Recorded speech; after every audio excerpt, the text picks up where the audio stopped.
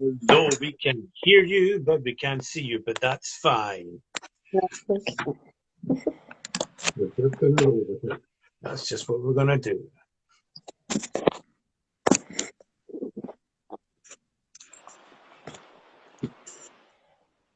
Good evening, everyone. Hello to everybody joining. I take it, Sam, you can see everything that's happening down there. You can see the people joining and things. Yeah, it looks all good on my screen. Yeah. Good. Okay. Did you do your makeup just in case? Nah. No. Apologies if it does start working. All right. It's how you're meant to look anyway. It's fine. Don't worry. I obviously never did mine. Of course.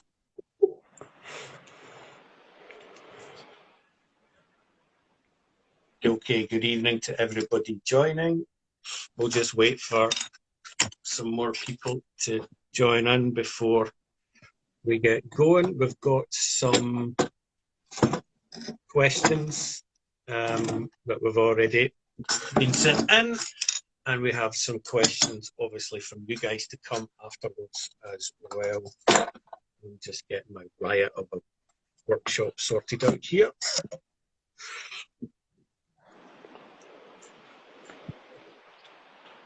Good evening to everybody. Sorry that this has been away for a while, but just kind of life gets in the way, so apologies. But it's back now, and with our first special guest. Although you can't see her, you can definitely hear her, we think. I'm going to have to just keep saying, Sammy, you still there? Sammy, you still there? Yeah, it'll just be like, Sammy, you still there? Because I don't want a situation like the last time I was left like a fucking plum talking on the internet for an hour or nothing. You know, I would rather that wasn't the situation again. Yeah. Oh man, I've got a squeaky chair here. Right, people rolling in. Anyway, Sam, what kind of day have you had? Let's have some small talk while the people join in. What kind of day have you had? It's been an interesting day with the children. I think that's homeschooling. What age are yours? My two boys are 6 and 8. 6 and 8, yeah. There's 2 years between mine as well, but mine are a wee bit older. Mine are 13 and 11 now, so it's not so bad for us because they just kind of get on with it. They don't require constant attention, so yeah, it's a little bit better. However, their ages come with their own problems, let's be honest. Attitudes and everything. At least I've got boys, so hopefully when they get to teenagers, they'll be chilled. No, I've been a teenage boy and I know what it's like, and I'm sorry. So don't think just because you got boys you're getting away with it. You got no chance.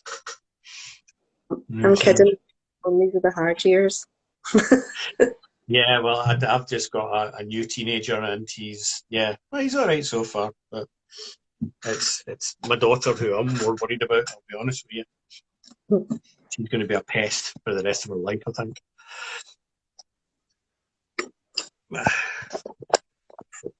Camera better angle. Let people are going in, etc., etc. Right. Okie dokie. Welcome everyone who is joining in and continuing to join in. I'll keep reminding people as we go along about what's going on. But this is our weekly, inverted commas, Q&A sessions. It's had a wee break. It's had a wee hiatus. It was tired. But it's back now.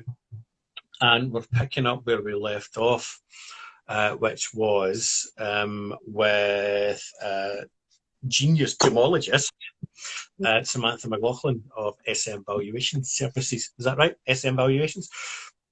Yeah, that's right. Yeah. Okay. I've done my homework. I do these, I take my job very seriously,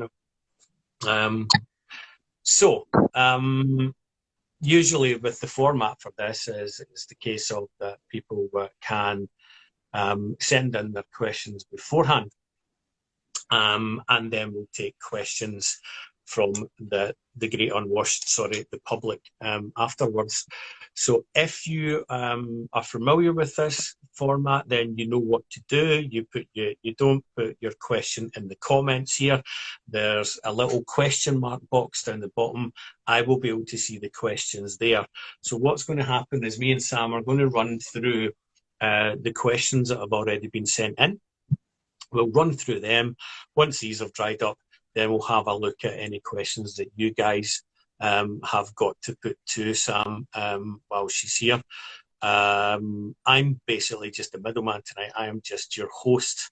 I'm sorry I'm not particularly attractive, as normal hosts are, but you just got to stick with me, I'm afraid. Right, so gemmology and all things gemmologist. So why don't we start, Sam, by why don't you give us a little brief history of yourself, how you got into your profession, and a little bit about your backstory? Yeah, absolutely. So I have been in the industry for 17 years now. Started off in retail. I worked my way through sales and senior sales and things like that. I wanted a different route to take rather than going to management, because that's not my kind of thing. So I decided to go down the route of learning to become a valuer. So as part of that, I had to learn to become a diamond grader, and I did an online course with Gem A to get my gemmology diploma. All that came together about 5 or so years ago, and since then I've been doing valuing. Last year I left the retailer, so starting out on my own now. Do valuation for people who go out to their homes normally and do valuations for them. And as I said, part of that I also do gemmology workshops for retailers and for jewellers as well.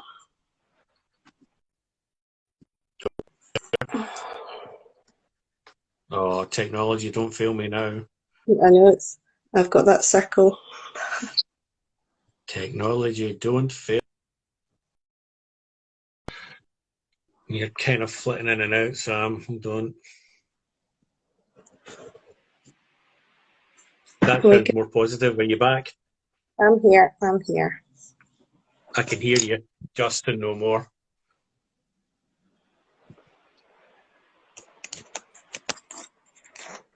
So yeah, so it's a very new thing for me to be out on my own. But yeah, it's really exciting. So hopefully I'll see a lot of people in the web soon. That's good. Well, you kind of dropped out a little bit there, but you're back now, which is good. So you do valuation not only for trade, but you do it for people who have if they've got a whole bundle of jewellery that maybe hasn't done for a while. So it's both trade and public you do it for. Yeah, absolutely. Yeah. Good. And things going well since you started out? Well, I think I probably picked quite a bad time to do it because I picked the month before this all started. So, but yeah, it was going well that first month, and hopefully after this is all over, it'll be good. Yeah, I know the feeling, yeah. Just when everything's going swell, this suddenly comes along, so we'll have to adapt and be a little bit different. I think the sound dropped out for me, but from what the comments are saying, that it was fine for everyone else, so that's good. That's absolutely fine. It's just as well as it's not a problem for everyone. Right, so let's crack on with some questions that we got way back when we tried this the first time, when we had a disaster with it. And there were some good questions that come in, and there was a few that are kind of maybe crossover here. So we'll start with the two I've got the top here, and this was a common one from a lot of people. There were lots of people asking kind of similar things, so we've kind of condensed them into the questions like this. So, is there any tips for buying stones over the internet? What should we be asking prior to ordering? or are there any tips on buying stones in general? What should we look for when inspecting stones? So it's a kind of, the question is kind of two-headed there. One, when you're buying over the internet, and two, when you're actually seeing them in the flesh. Have you got any tips for the guys who are kind of new to stones, and what they should be looking for? Yeah, well, I would say it's very important if you can to actually be able to physically see the goods. Yeah. So a lot of gemstone dealers and merchants will offer approval service, an APRO service. So you can have a look at Yeah. the stone and then send them back if they're no good. So it's definitely good to have that as an option.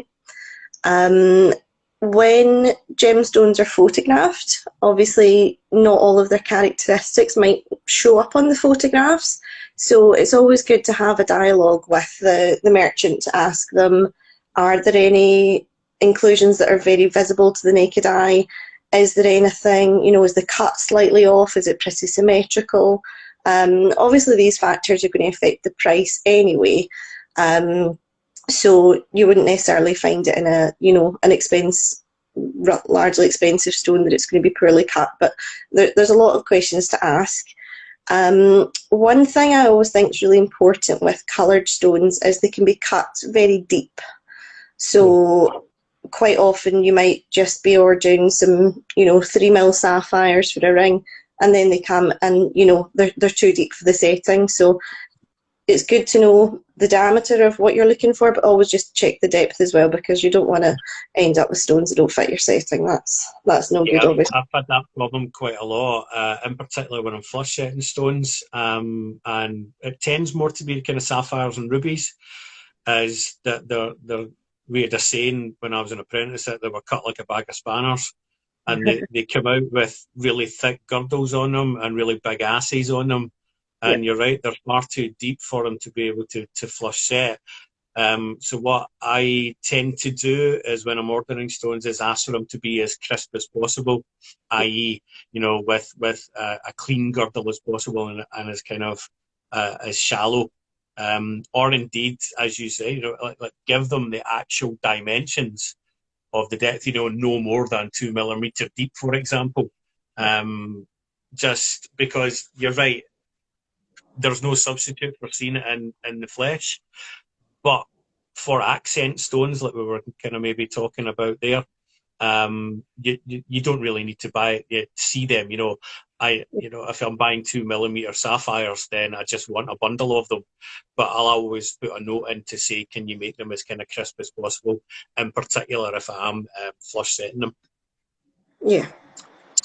Just maybe I've written down here, because what you said about inclusions. Now, obviously, about inclusions. I know about inclusions, but that's just because of the experience I got.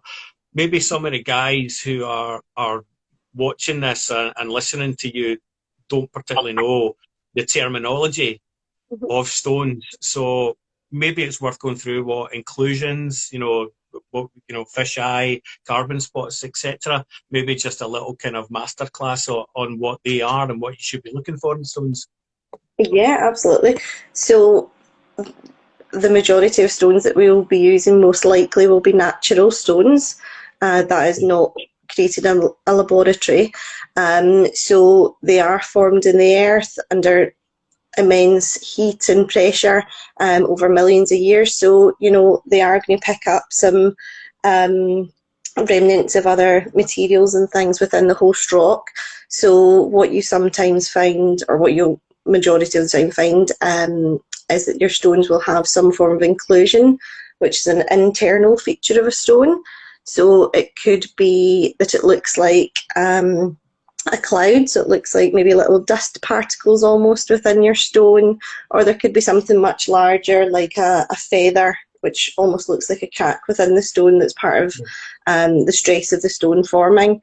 The degree of the inclusions within the stone are what are going to have quite a big effect on the price of the stone. When it comes to coloured stones, there are certain types of stone, if you like, which are more likely to come out of the ground with multiple inclusions. So the likes of your sapphires and your rubies, Mhm. they tend not to have too much going on. But emeralds, you'll often see when you buy emeralds that they will have quite a few inclusions within them, or have had some treatment, which we'll go into later on, I think, Yeah. to try and improve those. But really, it comes down to your client's budget a lot of the time, what they can afford. But it's good to again to have them just to give them an idea of what clarity is within the stone, and what they're willing to allow for within their stone. Yeah. Okay. Okay. Right, let me just see. So, for those who are just joining us, we're talking about gemology, all things stones, with Sammantha Maclachlan. If you want to ask a question for Sammantha, there is a little question mark box at the bottom. If you pop your questions in there, I'll have a look at them and we'll be able to run through them, hopefully. And we shall just get through. So, we've got some questions still here. So, yeah. So the other kind of greatest hit that we had for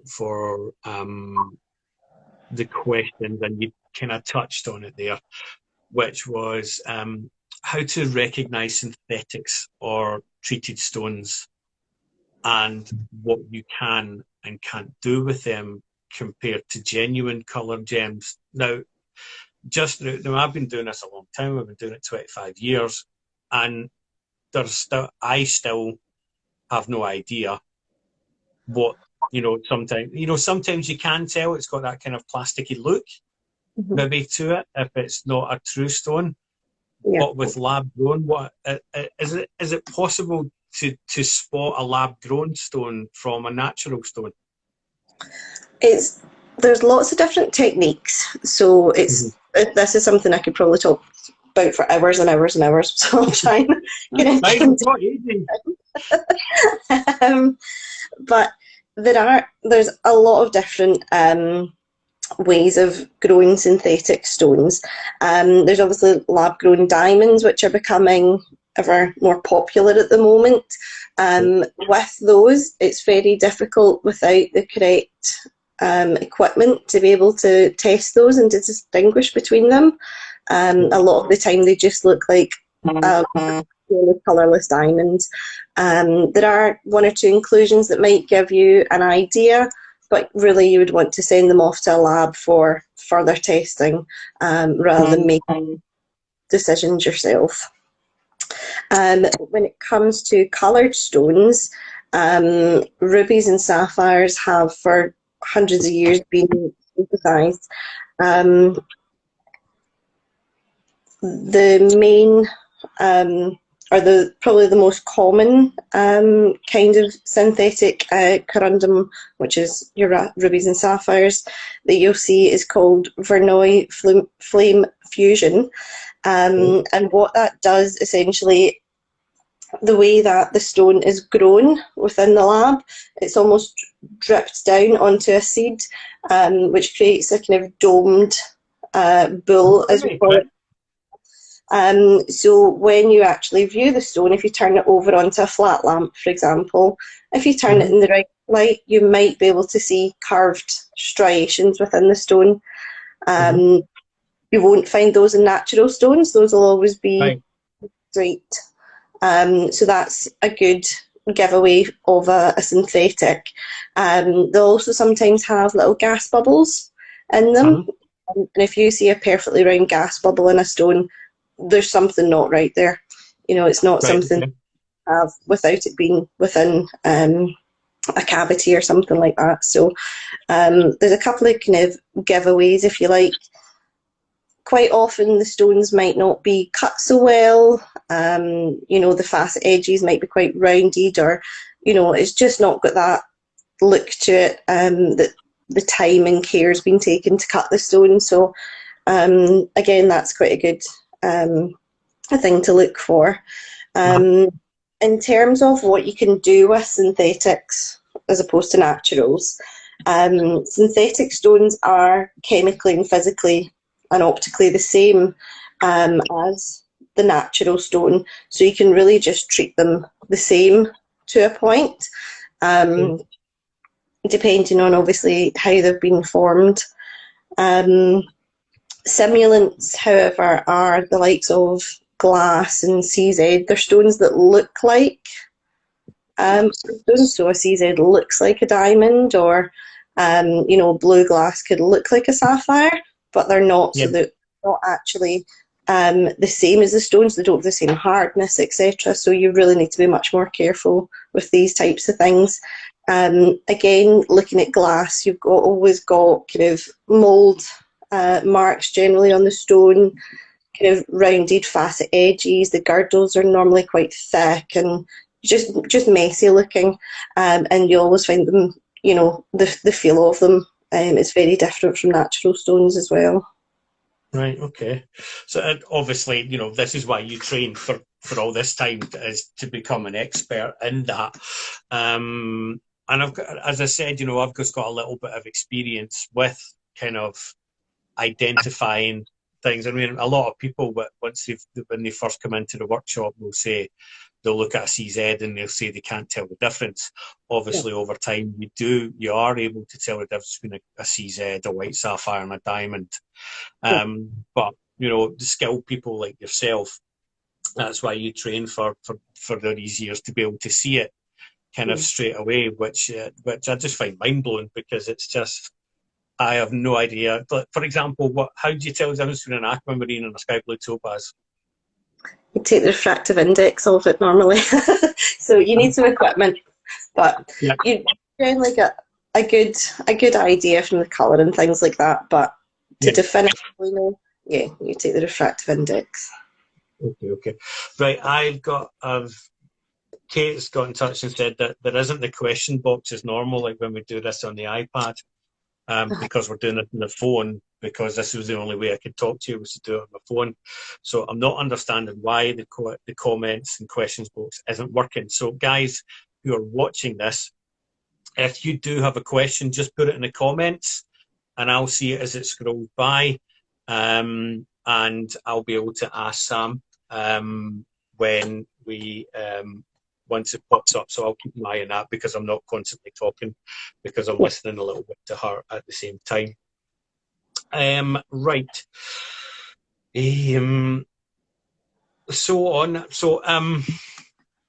Glass filled stones. Obviously, this is where stones are injected with glass to cover an inclusion, to cover a flaw. Yeah. Essentially, yeah. So when you have a glass-filled stone, there's different degrees of glass filling. If it's just to treat one fracture within the stone, then it's fairly straightforward process. They put it into an acid bath just to clear out anything that might be within the fracture that's in the stone. So that's like a crack essentially that reaches the surface or the table of the stone. They then heat it with normally a high content, tripping over my words, a high content lead glass. A colour glass. So essentially what it does, it just goes in, fills up that fracture, and when you look at the stone, the apparent clarity of it's greatly improved. There are what we call composite rubies, or composite stones too, where essentially what they've done is taken a rough crystal which is really heavily fractured, so all over, lots of cracks, they all reach up to the surface of the stone. Again, what they do is pop it in the acid bath, do the treatment to it, but what you'll find is that it dramatically improves the stone, so it looks, could look like a cracked pebble to start with, and it comes out looking like a beautiful ruby. There are numerous ways to test and to find out these things, though, and it's really important, obviously, for jewellers to know that their stone is glass filled. You put your torch near it could shatter into a million pieces. If you put it in a pickle, all the glass could come out. So the kind of best ways to look at that, it's a shame I don't have a screen because I've just written an article on this, and it would have been good to actually show you this, show the images. Yeah. But essentially, if you have the stone in hand, what you Hmm. want to do is tilt it around in the light. You'll Hmm. often get these flashes of white light coming back at you from the Yeah. polished edges of the stone. But what you will see is a difference in the what we call the luster of the stone. So Yeah. whilst most of it looks very highly polished, you'll have these almost veins of a kind of gritty looking substance, which is basically where that glass fillers reach the surface of the stone. Right. So that's a very good determining factor for that. In the Hmm. case of a ruby, also tilting the stone, quite often you'll see a blue colour flash coming back at you. And again, Okay. that's that you won't find that in a natural ruby. That's part of the filling.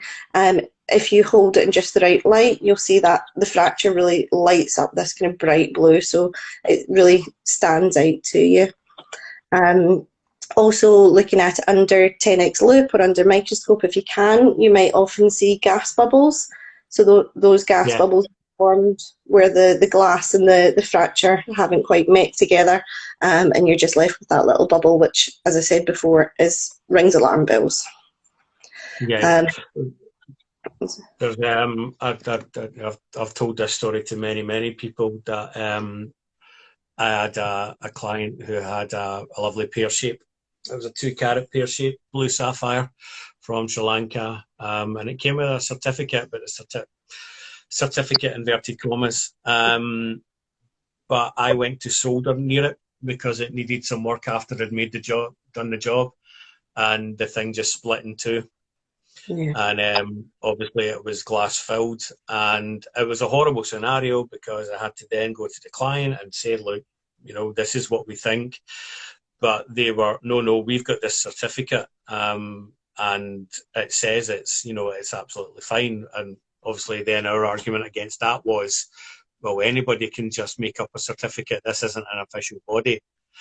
Um, in the end, just as a goodwill gesture, we replaced the sapphire because, just sometimes it's just not worth it. But I'll never forget that the sapphire just splitting in two when all I yeah, had was gentle heat near it, and it puts the fear of God into me now. So I'm always wary yeah, anytime I'm dealing with stones like that, just because. And I think obviously I was a little bit naive and I just went straight into it, without thinking that it may well be glass filled. But you know, yeah, and I've told that story to many people now, just to say, listen, always be sure. Just although these stones can take heat, never assume anything, yeah. particularly with a 2 carat stone that cost a bloody fortune to replace. No, Maybe on that subject of heat, Samantha, that might roll us on nicely. As jewelers, what stones can we put heat near? Um, uh, for example, if we were retipping a ring, what stones would be able to take that heat? I would say the most important thing is to make sure your stone's in good order. If your stone's got Yeah, any chips, cracks, you really need to be careful, regardless yeah, of how hard the stone is. It's so important. Um, Obviously, I'm not a jeweler, but I've kind of had quite a lot of experience over the years with the workshops and things. yeah. Um, I certainly wouldn't want to do anything with an emerald, for example, purely because it's a Me very too. I just wouldn't do anything at all with an emerald. Those who know me know that I fucking hate them. it's just it's not worth the risk of again completely destroying the stone. Um, Obviously there is what we call the Mohs scale of hardness, Yeah, which gives a kind of idea of what you might want to stay away from. Obviously sapphires and rubies, they're all good unless they're glass filled. yeah, Your diamonds are fine. Things like topaz, which are really quite high on the hardness scale, but there's a lot of other things that you need to be careful of, like heat yeah, treatment. Um, yeah, you don't want your pink topaz turning deep purple all of a sudden because Yeah, your torque yeah. is too high. So I don't know that there's a 100% definitive scale of what to do, but none of your porous stones, so nothing like your perils or opals, No anything like portals. that. No, Um, perils smash if you look at them the wrong way. I know garnet can take a good bit of heat as well. I've retipped with garnets as well. And I think some people were asking as well about stone in place casting, and it's very similar. What stones can take heat? And obviously, if you look at somebody like Polly Wales, all she works in is diamond, ruby, sapphire, I think, but with different colours of ruby, sapphire. And I think from someone who has kind of got the process nailed and is a pioneer of it, I'll kind of go with what she does. And obviously, for us that are practicing as well, we run classes to do it. A lot yeah, of the kilns with CZs, you're able to pour the molten metal into as well. CZs are great stones. They're handy wee things for practicing. They're hardy little buggers, so they're really really good for us for kind of for using to practice as well as getting heat near as well. yeah. So on that subject as well, so talking about what stones can we heat. Obviously, when Mhm. we heat diamonds, we have to coat them in borax so as to not burn them. Now, when I speak to, there's some jewelers that don't even know this. When we say to them that you can burn a diamond, and people don't really get that. They don't understand what we mean. But I think this kind of myth from, I would imagine, Hollywood movies have a lot to do with this, that diamond's the hardest substance in the history of ever. Yeah. And it's unbreakable. And, like people's faces when I say, oh, I chipped a diamond today, and they're like, how did you do that? Well, it's easy. They chip all the time. And they don't understand that you can burn them as well. Yeah. So somebody had asked when a diamond is burnt, and when it's burnt when it goes that kind of Milky Way. Yeah. So for those of you guys that are watching, you don't know what a burnt diamond looks like. It goes milky, and kind of cloudy. Once it's burnt, Sam, is that it done? Is it on the surface, or does it go all the way through it? No, generally it's just like a skin over the stone. Right, right. So a repolish of the stone. I've seen a few stones which have been badly burnt, even in house fires. They've been taken out, repolished, and they look good as new. Mm. Obviously, you're going to lose considerable carat weight probably doing Yeah, that. And if yeah, it's small, melee stones, then you might not bother. To be yeah. honest. So all is not lost if there isn't. Now I have I've done it several times in my career. Just cockiness and stupidity, you'll be amazed to hear. But yeah, and it's just a horrible feeling. You're like, oh no, oh no, oh no, no, it's just dirty. Your mind tells you it's just dirty. You put it in the pickle. No, no, no, and it comes out and it's gubbed. But I do remember somebody saying to me, "That's it. That diamond's fucked now." And I thought, always, no, no, you can polish it. Yeah. But I think he was just trying to prove a point to me. To be fair, he did have a point. He was an idiot. So it's good to know that if you are a clown and you overheat a diamond, it's good to it's easy enough to kind of polish off. Yeah. Um, the subject of diamonds here. This is an odd question, and I wanted to ask you, right? And I'm not sure what they mean. So maybe if you don't know what they mean, then fine. But does Sam know of any UK companies who sell recycled diamonds? Um, I don't know of anybody who particularly sells recycled diamonds. What do Um, they mean by recycled diamonds? so it's essentially diamonds that have come out of old pieces of jewellery and Right. been put. So the states are broken up. Yeah. Um, it's not really. I know they tried to kind of make a big effort of this a couple of years ago, all about ethical kind of supply and things like that. But really, that you will find some people who sell, for example, old cut diamonds and old mine cut diamonds, Yeah. um, but more so you'll be looking at going to auction houses and buying pieces of jewellery, or places like Fellows Auctioneers down south. They have lots of kind of parcels of diamonds and things like that. So that's another way to pick them up. But it's not really kind of taken off here, and you're likely paying about the same price really for a recycled diamond that you would be for, you know, another diamond that's just been mined. So it's not really something Yeah. that I'm you know, too familiar with really. Okay. I've just seen a question coming in there from Christina, and it was about opals. She's just saying, what's the best way to treat? Well, she's asked, what's the best way to clean a piece with multiple opals? But I suppose we could broaden that. What's the best way to treat opals? Because obviously some of them are doublets and triplets, and are kind of like, you know, sealed together. We know that we can, but well, if you don't know, guys watching, don't put opals in an ultrasonic. No. There's lots of stones that you can't put in an ultrasonic. We'll maybe run through that as well. But the best way to kind of treat opals, and I think there's a lot of myths out there about them. Don't get them wet. Don't do this to them.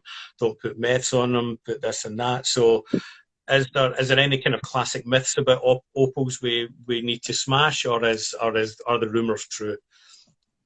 Well, you need to be pretty careful with them, yeah. Oh yeah, um, if you put too much heat near an opal, you'll very likely find that it will craze or crack. And as soon as I am that's not putting any heat near an opal, Sam. No, nowhere near it. It's not um, even going out in the sunshine. No chance. no, no.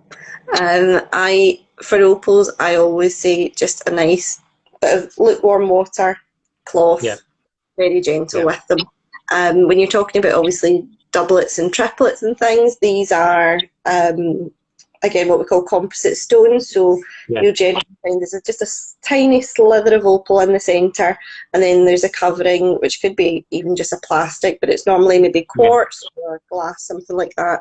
Those can obviously take the cloth and the water, no bother. So I would just stick to that without doing anything else to them. No cleaners, nothing like that at all. Just really basic. They don't tend to yeah. get grubby. Alex says here, don't feed them after midnight. I would probably treat opals like mogwais, to Yeah. treat them gently and with respect. Now, I've funnily enough, I've chipped an opal before just because I hate opal. I hate opals just as much as I hate emeralds, to be honest, because of the same reason, because they keep smashing all the time.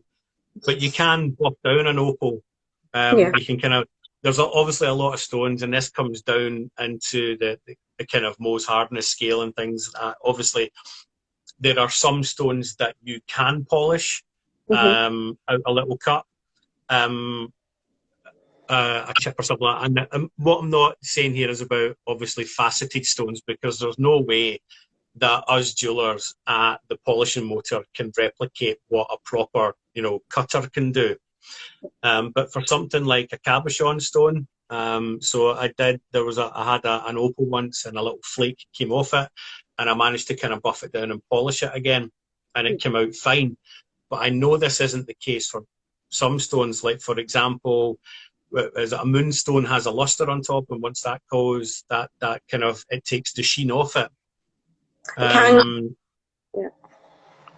yeah, Yeah. so again, it's a bit of a minefield, isn't it? About I can take an opal onto the polishing mop and revive it, but there's some stones that it would be worse for. I would make a total arse of it.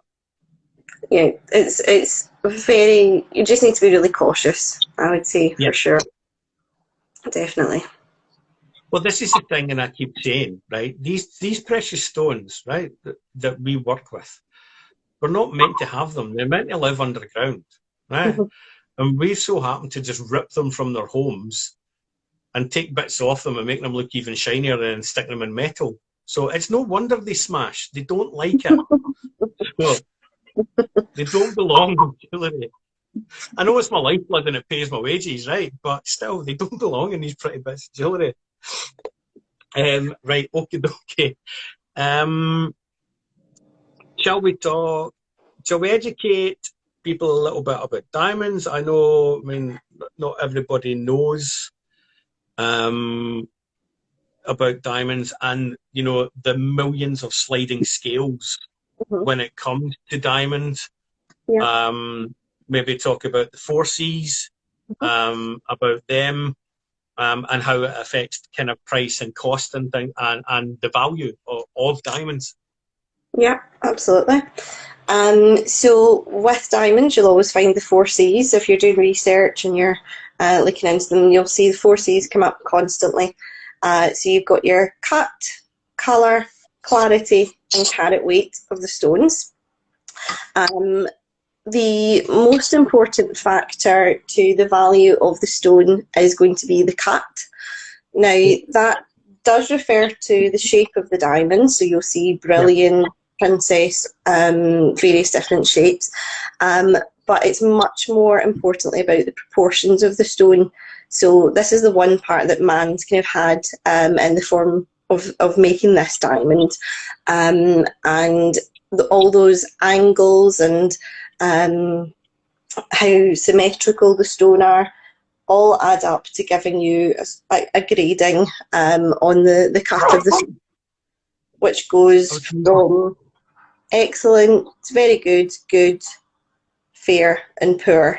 The closer you are to the top of that scale at excellent, the more rare and the more valuable the diamond is. When you get down to something that's poor, if you're looking at the stone, we talked about fish eyes and things earlier on, quite often what you can see if the diamond has a very thick girdle on it, for example, which is taken into account on the cut, you'll see a sort of rim around the diamond as you look down into it. It just looks really dead, and it's just it's just not what you would want in a stone. You want it to have a lot of life, and the life really comes out through the cutting. The colour is the next part of the scale. You've got D, so there's no A, B or C, but D through to Z. Why?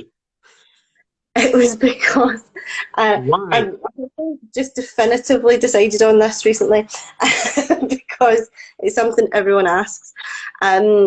Years ago, before there was this GIA scale, there would be retailers using all different other kinds of ways to describe the stones. They'd be calling them A quality, A1, A2, different things like that, A, B or C, and GIA just wanted to get rid of that and go from D right through to Z. And now you know, ladies and gentlemen, now you know. There's loads of different things that people say. Some people say, oh, D's for diamond, so they started there. But GIA told me that that's what they did, so that's what I'm going with. Right, well, that's the official line, and let's stick to it. So within D to Z are what you call your colourless, near colourless diamonds. So there are, of course, fancy colours as well, but when we're talking about the stones that we're normally buying, they're colourless to near colourless diamonds. So the closer to the top of the scale we are at D, the less colour the stone has in it. So the more white, the least colour possible. And as you get through to Z, you'll start to notice quite a severe hint of yellow coming into the stone, which it comes from nitrogen impurities within the stone. The more nitrogen impurities that are there, the closer to Z the stone is. Anything after Z becomes what we call a fancy yellow diamond, and then that goes into a totally other kind of grading scale, which we can go into, but I'll talk about that later. Then the kind of price goes back up again, doesn't it? Because it's not a desirable yellow, that kind of colour. It's a a kind of off colour, but then it then becomes desirable the fancier it is, or a champagne diamond or a nice brown diamond. Exactly. So in terms of the value, when we're looking at D to Z colour diamonds, closer to D that we have, the more rare and the more valuable. With diamonds, it's all about rarity. That's where the price comes all the time. Clarity of the stone we kind of discussed a wee bit earlier on. But there are clarity gradings given to stones, given to diamonds, should I say, which range from flawless, so where you have nothing at all within the stone. There may be something on the exterior of the stone, but it would be minute, and these stones are extremely rare. We've then got internally flawless diamonds, which may just have something on the girdle of the stone, for example, like a natural, may have some polish lines, something very minimal, but it just can't quite reach that flawless term. Yeah.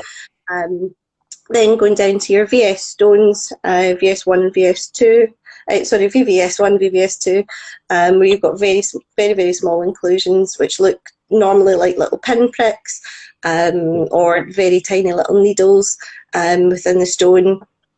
Going down from there, you've got your VS1, VS2. The inclusions here start to become a wee bit more visible when you're looking at them under 10x loop. Maybe slightly different inclusions as well, maybe dark crystal inclusions, something like that, that you can pick up with your eye a wee bit easier. Going down from there is your SI1 and SI2. There is no SI3. Some dealers try to sell you that, but that's just not quite. I have seen it, yeah. These stones, it becomes fairly easy to pick up the inclusions under the 10x loop at this point. I would always say that an SI1 stone, it's very difficult, can be near impossible to see that with the naked eye. So depending on your client's budget, sometimes it's really good to go for an SI stone and get them a higher colour, higher cut, to do the best for them. Obviously after that we've got our included stones, so that's I1, 2 and 3. That just really becomes where you can see the inclusions with the naked eye, and closer to 3 you're getting the much more heavily included the stone is, where it's almost kind of milky. Again, it's not got a lot of life to it. I3 stones, again, they could have lots of fractures and things coming up to the surface and things like that as well. So it's not ideal. Again, obviously you can have issues trying to set these sort of stones, depending on how these fractures and cleavages might be. Then the stone can shatter. I think a lot of people have had that in the past, so it's good to have a knowledge of where the inclusions are within the stone. Another pointer just on the stones, I should mention also the fourth C, is your carat weight. So it's just the weight of the stone. It's not the most important thing when you're looking for a really beautiful quality diamond. Some people have that milestone in their head though, that they really want that 1 carat, and that's fair enough. But it's not the be all and end all. When we talk about the points in a stone as well, if we talk about a 50-point diamond, is also the same as a half carat. It's a 10-pointer, it's the same as a 10th of a carat, etc. Pounds and pence. Yeah. When we're looking at diamonds, I think it's really important to talk about lab reports as well. Now, there obviously are numerous lab reports out there. The kind of most respected labs would be GIA, IGI, and quite often HRD for how strict they are in the testing of the stones and the grading. However, there are obviously other laboratories who stones get by them, and maybe they're not what they say on paper. From buying diamonds for years and years, I've seen a lot of stones that aren't what they say on the paper.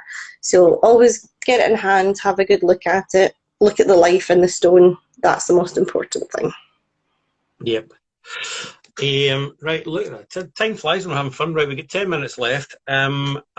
Kate's given us a good question there, which I've jotted down. A couple of people have seen us have been flashing by as about diamond tester and stone testers.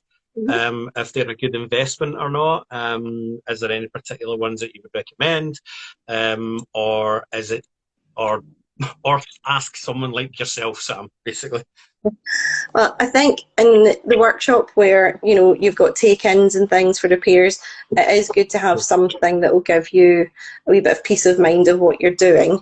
I do recommend the GEMA multi-tester. For anyone who's looking for diamond testers, it's really highly recommended by a lot of the industry. Okay. It's like other, like all diamond testers or all stone testers, it's not definitive. You cannot Yeah. 100% always say. So if you're ever not sure, by all means, you just get someone else to have a second look at something. But diamond testers can be tricked almost by certain stones, and there's new diamonds, for example, coming onto the market where essentially what they are is a synthetic moissanite, for example, Yeah. underneath, and they actually coat it with synthetic diamond coating, so that diamond tester will test it as a diamond. So Okay. there's a lot to look out for at the minute. Yeah. Unfortunately, it's not Yeah. a one answer for all. But it Okay. is good to have a diamond tester. It's a Yeah. good backup for you, certainly, I would say. Okay. Okay. Okay. We'll ask about Kate's question here, which is a good one, and it's a topical one. And she asked about how you sell the idea of a synthetic stone, because we've been sold that the romance of the stone is because it was formed for millions of years under the ground and it's natural, but the industry is leaning towards a more kind of ethical or environmental kind of place now. And there's a huge movement for it. I know we Vanilla Ink are involved in it as well. But there are people out there who will be completely appalled at the thought of a lab grown or synthetic stone. So, what would you say? I mean, what's your feeling about that kind of the argument that's going on at the moment within the industry? Well, I can totally see it from both points. One thing from I've done a lot of research on it, and one thing I have found is that the chemicals and things that are used aren't always completely ethical, Okay. in terms of the environment. So whilst they are kind of sold as super clean and good for the environment, etc., it's not always the case. So Okay. I'm still a bit kind of on the fence, in all honesty, about these things. Okay. Um, Obviously, if your budget doesn't allow for a 2 carat, F colour diamond, then Yeah. it might be that that's the kind of route that you want to go down.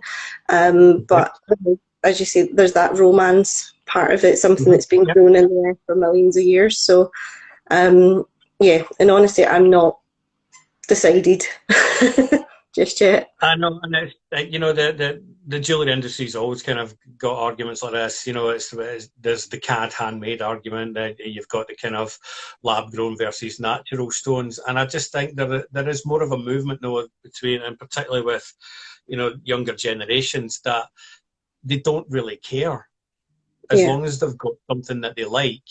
They yeah, don't care how much it costs, and as long as they're happy with it and it's nice. And I think there's too many jewelers that are still kind of a little bit snobbish. I've had people in who have had their jobs turned back from them because they were using, they weren't real stones, but the stones that they had meant something to them. yeah, And all they wanted was a piece of jewellery made with them because they inherited from these stones from somebody important to them. And I remember, being a younger lad in the 90s and people, oh, don't touch that, that's shite, oh, that's not real. Well, what's the difference? It's still a 6 mil stone, no matter what. yeah, It doesn't, there's no difference to me if it's a 6 mil diamond or a 6 mil bit of glass. If the person wants it because it's special to them, then you'll certainly do it. So I don't think it's a generational thing, but I just think that there's more younger people, listen to the old 42-year-old guy speaking, but I just think that people are more, the romance of the kind of diamond isn't what it once was, I don't think. yeah, And there's more people who are just saying, I don't want diamonds. They've never wanted diamonds anyway. yeah, Where they're obviously, as you said earlier on, somebody has their heart set on, I have to have a carat diamond. Well, you know, and in this case, certainly size isn't everything when it comes to diamonds. Eh? I think obviously when we're talking about the younger generation certainly are looking more into ethical routes and things like Yeah, that. yeah, Just a key point, I've been again doing a bit of research into ethically mined gemstones, so the likes of sapphires, rubies, and other stones as well. And there's companies out there like 1948 who are yeah. artisanal mining. You're getting the stones from the source, and you've got a bit of a story to them. And I think that's fantastic. That's really exciting that that's happening, and they're kind of giving back to the community, which is fab. Yeah, absolutely. I've just seen a question from Judas says, do people understand that zircon is not the same as these CZs? No, I don't think they do. And when you say to them, "Oh, have you seen it? Blue zircons are lovely." No, I don't want a fake stone. Like, no, zircon's completely different. Yeah. There's, it's the same with jewellery. Has too many names that are similar, or it's a bloody minefield, isn't it? Mm. Looking at the time, nearly kind of wrapping up. So I've got a couple of questions here, just to kind of ask you from guys who asked them before. Somebody asked a good question. What gemstones can we get in Scotland? What are indigenous to this country? Oh, well, there's a few. So we have plenty of quartz up here. Quartz is Yeah, in abundance. So we've got the likes of our cairn gorm, which is that yeah, beautiful kind of reddish, orangish colour. mhm, We've also got things like jasper. yep, Um, we've also got some freshwater perils up here. yep, Um, they're those are the kind of main stones. Again, yeah. we don't Prevalent ones. Yep. like precious. um, there's not much up here that's we don't have many diamonds or emeralds or anything like that. I did. I'm sure I read somewhere once about sapphires being found on Skye. Um, but like eons ago. But it obviously wasn't a shelf of them. But there's definitely such things as sky sapphires. I'm sure there is. A more educated person than I will know about that, or maybe I just made that up. I don't know. No idea. But I know there's obviously the Ayrshire agate as well, Yeah, which can be a beautiful stone, really, and it's obviously really prevalent, and we can get lots of it. It's quite a hardy thing as well, Ayrshire agate. Right, we're getting close to the time. What was the last question? Yeah, somebody asked as well, do you have any book recommendations, Sam, that would either be interesting for us or be educational for us? yeah. Well, I would say depends what you're interested in, really. For people who are interested in ruby and sapphire, there's a really fantastic book, and it's literally called Ruby Sapphire. Yep. Um, but Right, um, written by the folks that own Lotus Gemmology, which is a lab which is fantastic, and they have so much knowledge, it's unreal. So I would definitely look at picking that one up. If you like emeralds, I know you don't. No. um, there's a really fantastic good Passionate Guide to Emeralds by, I think it's Ronald Ringsrud, and that's a fantastic book as well. But I would say if anyone's really interested in gemology and they want to, really get into it, then it's good to look at GEMA or GIA for their courses in gemology. Okay. Absolutely. Right. Perfect. That is magic. Right. I think we've run through all the questions there. It's Branwen Kempney saying Isla Harris Sapphire, so maybe it wasn't Sky Sapphire. Oh, there's 10 seconds remaining. I usually get a minute. Right, Sam, thank you so much for doing this. Brilliant. Thank you so much. And guys,